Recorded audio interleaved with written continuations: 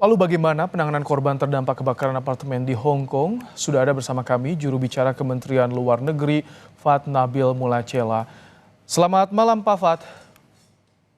Selamat malam Pak Ibrahim. Eh, apakah data terbaru sudah ada Pak? Tadi kan 79 masih verifikasi, masih Ya, ditelusuri keberadaannya. Sudah ada ya, informasi terbaru soal WNI? ya. Per hari ini memang informasi yang kita terima dari KJRI Hong Kong bahwa jumlah WNI yang meninggal adalah 7. Dan saat ini tadi sudah disampaikan juga masih berlangsung proses untuk identifikasi yang ini melibatkan pengambilan sampel DNA. Jadi masih masih terus terbuka eh, kemungkinan-kemungkinan lain, termasuk juga dengan adanya pembukaan akses mungkin ke gedung-gedung lain yang terdampak yang setelah apinya berhasil dipadamkan. Jadi untuk angka jumlah WNI yang sudah terverifikasi 61 belum bertambah Pak Fat? Ya, yang meninggal yang terkonfirmasi adalah 7. Ya. Sejauh ini untuk korban yang meninggal Pak Fat, penanganannya selain tadi untuk identifikasi bagaimana? Apakah juga menghubungi pihak keluarga yang merasa kehilangan atau seperti apa untuk mendukung identifikasi ini Pak Fat?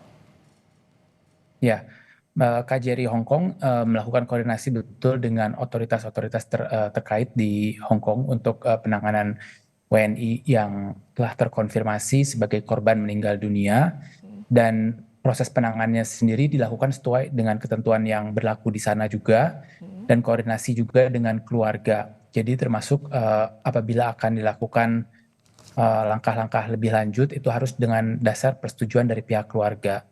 Dan memang saat ini seluruh tahapan itu masih berlangsung, dan untuk keputusan-keputusan lebih lanjut misalnya nanti akan ada waktu pemulangan dan sebagainya itu akan dilakukan setelah seluruh dokumen dan persetujuan keluarga dipenuhi dan mengikuti proses yang sesuai dengan ketentuan. Oke. Biasanya berapa lama untuk proses hasil identifikasi keluar sampai nanti jenazah bisa dipulangkan ke tanah air, misal keluarga ingin dipulangkan, Pak Fat? Kita masih menunggu prosesnya, jadi untuk menentukan waktu tanggalnya memang hingga saat ini kita masih mengikuti dulu karena tadi seperti disampaikan ada hal-hal yang perlu dikonfirmasi, dan yang terpenting juga adalah keputusan dari pihak keluarga juga menentukan izin dan persetujuannya itu juga berpengaruh terhadap waktunya. Eh, Hmm.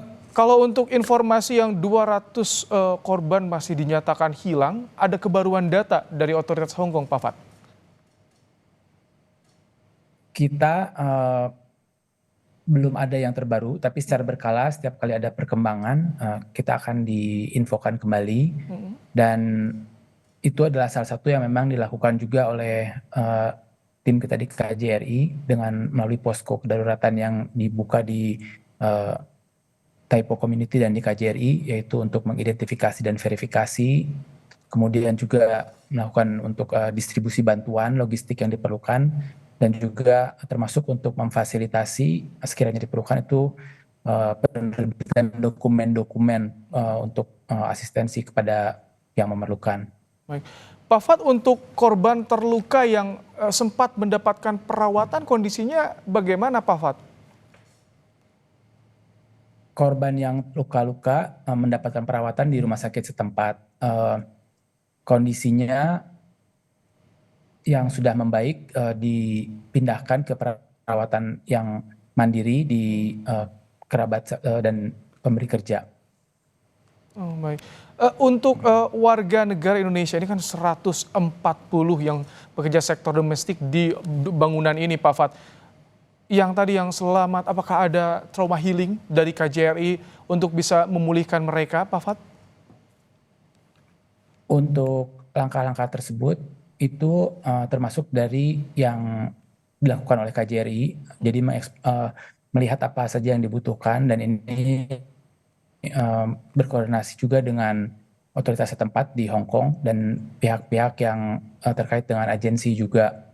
Artinya kebutuhan yang dimiliki oleh para pekerja ini juga menjadi perhatian dari KJRI Hong Kong. Baik, terima kasih Pak Fat Nabil Mulacela, juru bicara Kementerian Luar Negeri menyampaikan bagaimana Terima kasih. penanganan terkini WNI korban kebakaran apartemen di Hong Kong. Terima kasih Pak Fat.